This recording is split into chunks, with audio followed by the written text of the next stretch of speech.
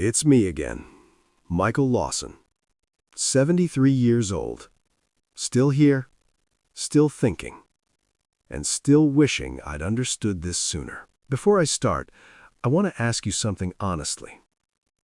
Please stay with me until the end. This isn't advice, it's not motivation, it's a confession. Let me take you back to 1991. I was 38. I had a steady job managing a warehouse near Philadelphia. Nothing fancy, but reliable.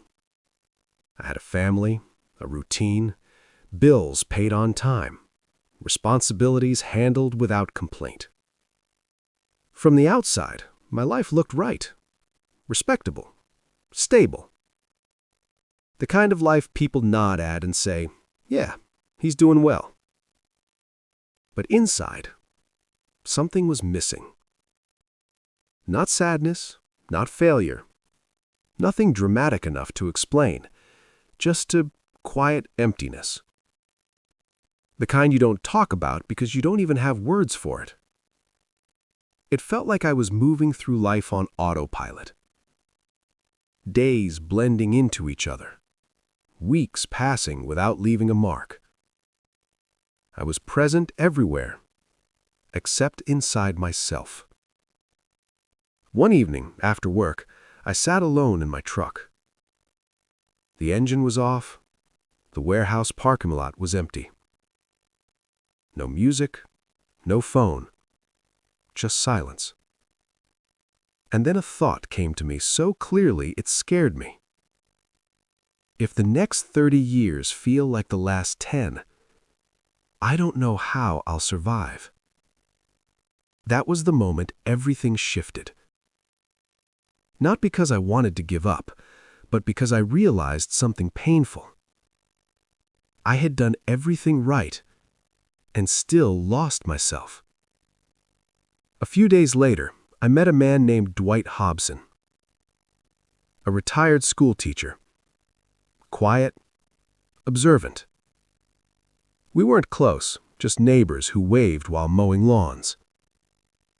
He looked at me one day and said, "You look like a man carrying a weight he forgot he picked up." I laughed at first, then I didn't. That sentence stayed with me longer than it should have. We started fishing together on Saturdays. Early mornings, cold coffee, still water. Most days we didn't catch anything. But Dwight talked, and I listened. He told me how his entire identity had been his career. How being needed had become the only way he knew who he was. And when it ended, when the classroom door closed for the last time, he didn't know who he was anymore. Standing beside that creek, listening to him speak so honestly, I saw my future. I realized something then. I wasn't tired of working. I wasn't tired of responsibility. I was tired of disappearing. One morning, Dwight asked me a question that stopped me cold. What do you do just because you enjoy it?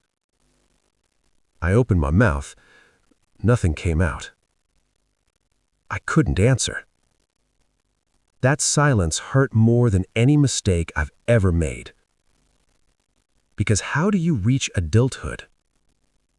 How do you build an entire life and have nothing that belongs only to you? So I started small, almost embarrassingly small. A woodworking class. Tuesday nights. I was terrible at it. Reading novels again.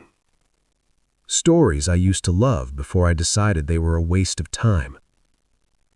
Walking without a destination. No plan, no purpose. Not to improve myself. Not to be productive. Just to feel alive again. And slowly, something came back. For the first time in years, I felt present. Not impressive, not successful. Just present. And I learned something important. Your family doesn't need a hero who sacrifices everything. They don't need a martyr. They need someone who is alive inside. Someone who hasn't erased themselves in the name of duty. Dwight once told me something I'll never forget. The worst thing you can do is disappear while you're still standing in front of people. That's what happens when you live only for responsibility. You're there, but you're gone. Dwight passed away years later. At his funeral, nobody talked about his job. Nobody mentioned titles or achievements. They talked about who he was, how he showed up, how he listened, how he made people feel seen. That's the life I want now. That's what I'm still chasing at 73. Not success, not approval, presence. So let me ask you, and please answer honestly, at least to yourself. When was the last time you did something just because it made you feel alive? What part of yourself have you been postponing to stay responsible? If this story touched something in you, this channel is for people who are waking up, even if it's late. Subscribe if you want more stories like this. Leave a comment and tell me one thing you want to bring back into your life. Don't wait too long. I did.